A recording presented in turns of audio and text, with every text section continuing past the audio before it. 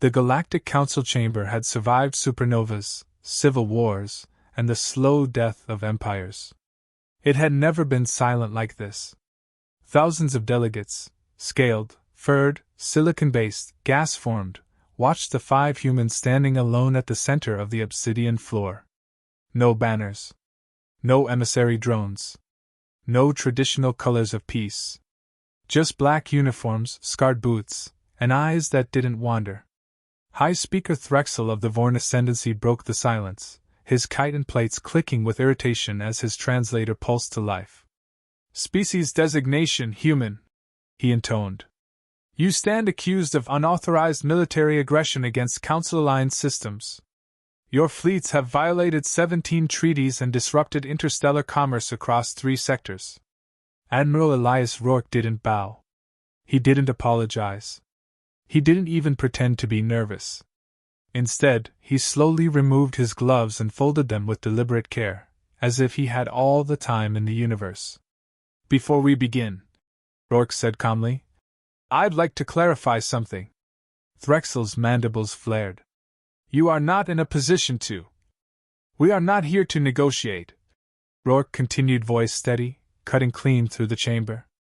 "We are not here to apologize. And we are absolutely not here to ask permission." A murmur rolled through the hall, shock, outrage, disbelief. The Mirian ambassador's wings fluttered violently. "This is a diplomatic council. Humanity petitioned for this audience." General Mara Vance stepped forward, her cybernetic eye glowing faintly red. "No," she said. "You summoned us. We just decided to show up, differently." Threxel leaned back, studying them. "Your species is young. Emotional. You misunderstand the gravity of your actions." Rourke smiled, but there was no warmth in it. "No," he said. "We understand gravity just fine. That's why your ships are having such a hard time escaping it right now." A few delegates laughed nervously. Then every holodisplay in the chamber flickered. And changed. The laughter died instantly. Images filled the air, unfiltered, unedited, brutally human. A colony habitat torn open like a tin can. Frozen bodies drifting slowly through vacuum, still tethered by safety lines that had never mattered. A child's face pressed against reinforced glass, eyes wide, crystallized forever in terror. The chamber erupted in alarmed cries. "Turn that off!" someone shouted. Rourke didn't move. "You classified it as a localized labor dispute," he said quietly. "Colony Perseus. Population, 42,000. The images shifted. A mining outpost reduced to slag. Emergency beacons blinking unanswered for weeks. A medical station hit after it broadcast surrender. General Vance's voice cut in, sharp as a blade. "We filed incident reports. We begged for intervention. You sent observers." Her mechanical eye zoomed in on a single image, a council-marked frigate in the background of the attack. "Observers." Threxel rose from his dais, antennae vibrating. "Those were pirate actions. Independent contractors. The council cannot be held responsible for hiring killers?" Rourke snapped, the first crack in his calm. "For selling our colony routes to the highest bidder? For deciding human lives were an acceptable loss to stabilize your borders?" Silence again. He took a breath. When he spoke next, his voice was colder. "You underestimated how much we value our dead." The holodisplay shifted once more. This time, it wasn't footage. It was data. Council transaction logs. Encrypted communications. Military procurement orders stamped with Council authorization codes. Codes that had never been shared with humanity. Until now. Gasps echoed around the chamber. A crystalline delegate whispered, "That data is sealed." Rourke nodded. "It was." He tapped his wrist. The chamber shook, not physically, but digitally. Every council system felt it. Firewalls collapsed. Secure channels flooded open. Centuries of hidden crimes spilled into the open like blood in water. Then the feeds went live. Shipyards burned. Defense platforms went dark, one by one, like stars being snuffed out. A new voice filled the chamber, rough, amused, unmistakably human. "Well, I'll be damned," the voice drawled. "Didn't think you'd let them see this part, Admiral." The image resolved into a man leaning back in a command chair, boots on a console, cigar glowing. Captain Jax Calder. Pirate. Smuggler. Mass murderer, according to Council records. And currently, very employed. "This is the Black Armada," Calder said cheerfully. "You folks remember us. You hired us to make problems disappear." His grin widened. "Turns out humans pay better. And they don't pretend they're innocent." Explosions blossomed behind his ship as Council vessels were boarded, not destroyed, taken. Threxel screamed, "You have violated the sanctity of this chamber." Rourke finally looked angry. "No," he said. "You violated it first. We're just finishing the conversation." The chamber erupted into chaos, delegates shouting, translators struggling to keep up, security drones spinning helplessly as their systems locked out. A small, trembling voice cut through the noise. You can't do this," whispered a junior delegate from a client species. "The Council keeps the peace." Rourke turned toward him. "For you," he said. "At our expense." He straightened, shoulders squared. "This is humanity formally rejecting diplomatic arbitration under Council authority," he declared. "All prior treaties are null. All imposed borders void." Threxel hissed, voice cracking. "This is war!" Rourke nodded once. "Yes," he said simply. "It is." Behind him, the holodisplay showed a final message broadcasting across the galaxy, stamped with human authority. "We tried words. You chose fire. Now watch how humans fight." The Galactic Council had spent millennia believing diplomacy was civilization's highest weapon. As the lights dimmed and alarms screamed, they finally understood the truth. Diplomacy only worked because someone, somewhere, was willing to go to war. And humanity had just stopped pretending otherwise. The galaxy learned something important in the first 48 hours of the human rejection. Humanity did not wage war the way the Council understood war. There were no grand declarations, no righteous speeches broadcast to enemy worlds. No fleets charging in tight formations like heroes from ancient epics. Humans didn't seek glory. They sought leverage. While the Council scrambled to rally its defense fleets, entire trade networks collapsed overnight. Hyperlane toll stations, once guarded by ancient treaties and polite threat, went silent. Cargo convoys drifted powerless as their navigation AIs locked themselves into safe mode, suddenly uncertain who they answered to anymore. Human code moved like a ghost. Old Council systems, written centuries ago, layered with ceremonial redundancies and political compromises, simply yielded. Doors unlocked. Vaults opened. Secrets spilled.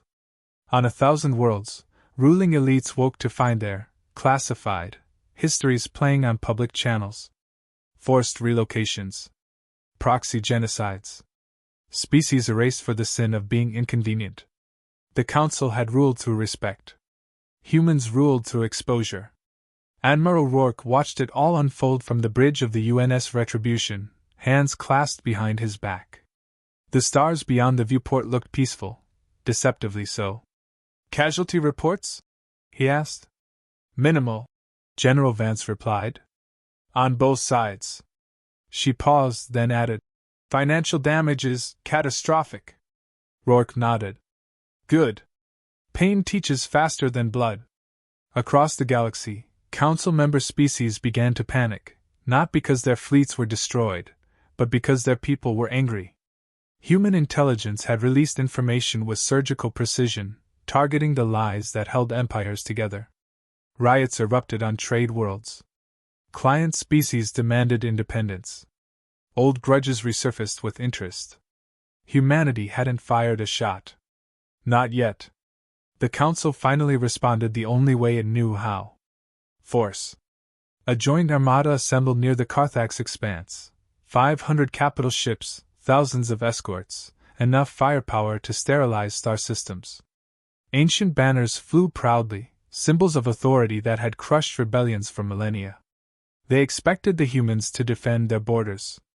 Instead, the humans met them in empty space. No planets. No civilians. Just blackness.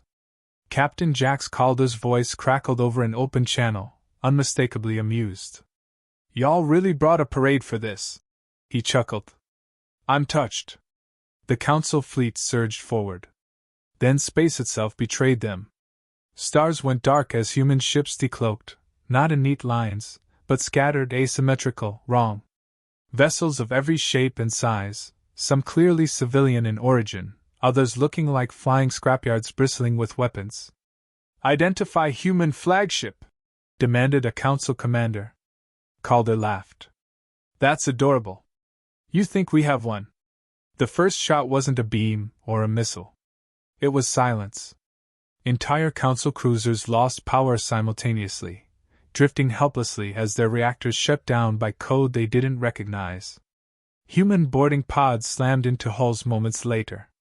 This wasn't a battle. It was a robbery. Human Marines poured through corridors with brutal efficiency, older soldiers scarred, methodical. No screaming. No unnecessary fire. They moved like men who had done this before and hated that they had to do it again. "Clear. Bridge secured. Admiral in custody." Council officers were stunned. Humans didn't posture. Didn't taunt. They collected. One council captain tried to negotiate mid-boarding, mandibles trembling. "We can offer reparations. Territory. Seats of power." The human sergeant paused, considered him, then shook his head. "You already had all that," he said. "You still chose to burn our kids." The council armada broke within 6 hours. Not destroyed, disassembled. Captured ships were stripped, their data cores harvested. Crews were detained, treated for injuries, and then broadcast alive and intact back to their home systems. A message followed every transmission. "We are not here to exterminate you. We are here to end you." Back on the council homeworld, Speaker Threxel watched the feeds in horror. "They're not conquering," he whispered. "They're undoing us." An aide turned, voice shaking. "High Speaker, dozens of client species are declaring independence. They're citing human precedent." Threxel felt something ancient and unfamiliar tighten in his chest. Fear. Humanity had become something worse than an enemy. They were an example. And examples spread faster than fleets. As the Council's power fractured, one final truth settled over the galaxy. Humanity had not rejected diplomacy because they hated peace. They rejected it because the galaxy had mistaken patience for weakness. And now, the bill had come due. Empires do not collapse gracefully. They panic. In the ruins of the Council's authority, ancient protocols, written in desperation, sealed in arrogance, were dragged out of vaults that had not been opened in a million years. Protocols meant for the end of everything. Project Starfall was one of them. It was not a fleet. It was a sentence. Buried beneath ceremonial language and last resort stabilization clauses, Starfall authorized the activation of presentient war constructs and stellar interdiction weapons designed to end wars by erasing their causes. Entire systems could be rendered uninhabitable in hours, their stars destabilized, their histories reduced to cosmic debris. The Council had sworn never to use it again. They lied. Early warning alarms screamed across human space. Admiral Rourke was already awake when the reports came in. He didn't shout. Didn't slam consoles. He simply closed his eyes for a moment. "So they chose extinction," he murmured. General Vance stood beside him on the bridge of the UNS Retribution, jaw tight. "Targets include Earth, Mars, and 12 populated colonies." Rourke opened his eyes. "Not extinction," he corrected softly. "Control. They still don't understand us." The human fleet mobilized, not in panic, but in grim acceptance. Veterans checked weapons they hoped never to use. Younger officers swallowed fear and followed orders with white-knuckled discipline. On Earth, cities dimmed their lights. Families huddled in shelters built generations earlier, relics from humanity's own dark past. Humanity had always known this moment might come. That was the difference. In deep space, the starfall constructs emerged. They were vast, beautiful, terrible, geometric gods of metal and gravity, older than most council species. Their arrival bent spacetime, turning starlight into warped halos. Council commanders broadcast one final message. Humanity. The high speaker's voice echoed, brittle and strained. Stand down. Accept oversight. This can still end peacefully. Rourke stood before the camera. Behind him, no flags flew. Just stars. No, he said. The starfall weapons charged. And then, nothing happened. No stellar collapse. No annihilation beam. Just hesitation. Council operators shouted in confusion. Systems returned error codes that shouldn't exist.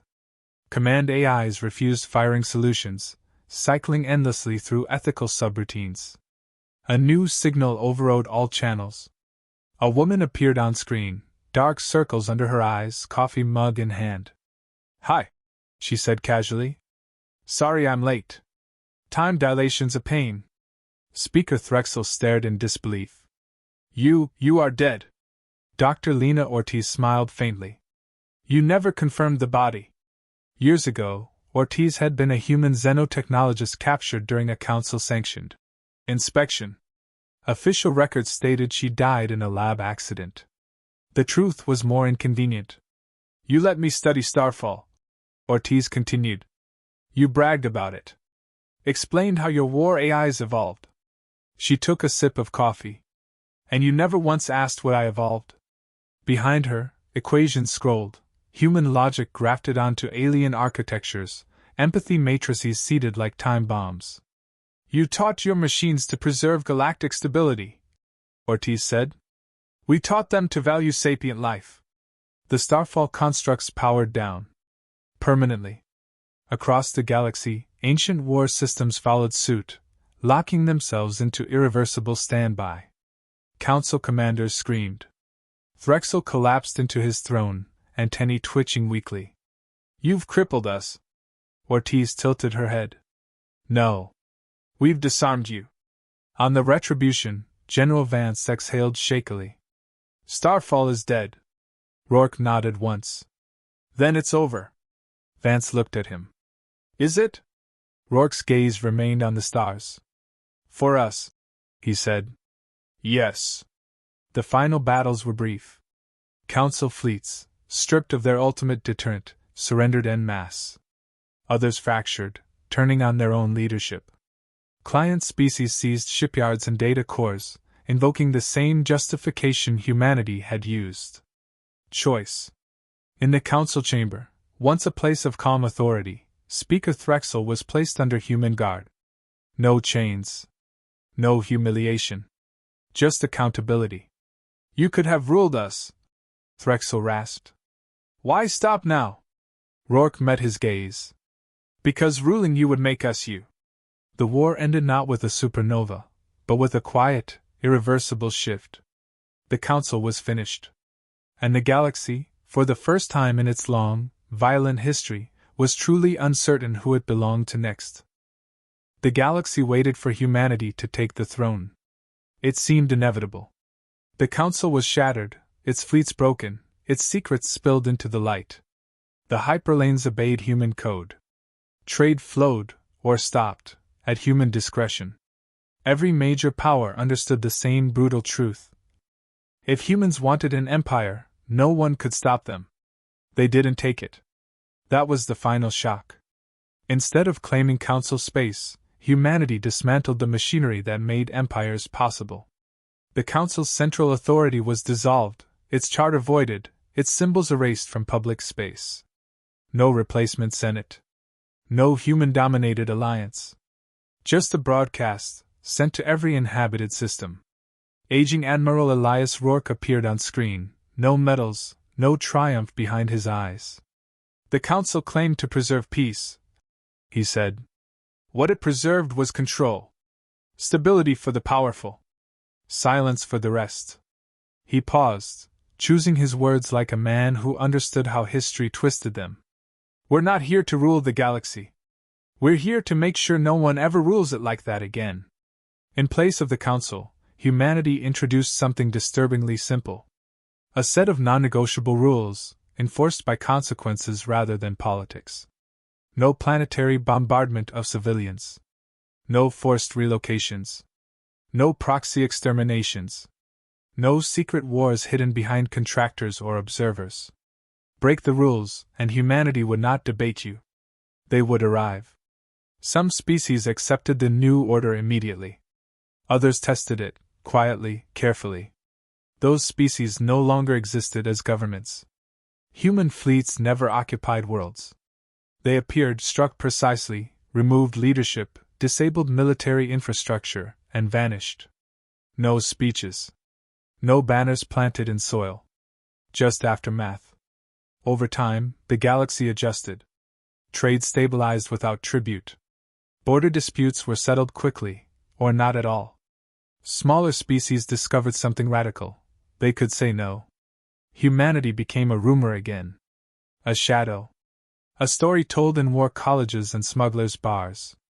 They don't conquer, veterans would say. They end arguments. Admiral Rourke retired to a small farm under a dim red sun on Mars.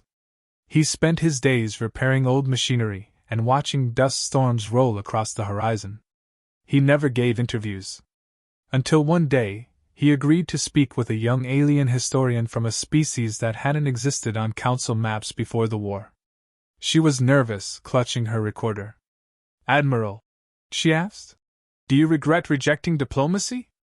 Billions suffered economic collapse. Entire cultures had to reinvent themselves." Rourke leaned on the fence, eyes distant. "Diplomacy," he said slowly, "is a luxury. It only works when everyone involved is afraid of the alternative." He looked at her then, really looked. For a long time, only humans were afraid of war. The rest of the galaxy outsourced it. The historian hesitated. "And now?" Rourke smiled, faint and tired. "Now everyone remembers what war costs." Far beyond Mars, in a quiet system on the fringe, a young species discovered faster than light travel. Their leaders debated expansion, exploitation, the easy mistakes of first power. A single human probe appeared at the edge of their system. It transmitted no threats. Only a historical archive. The rise of the Council. The fall of the Council. And a final note, written in plain human language. "You are not alone. Choose wisely." The probe vanished. The leaders chose trade. The galaxy did not become peaceful because humanity was kind. It became peaceful because humanity had proven something unforgettable. That patience had limits. That diplomacy without justice was just delay.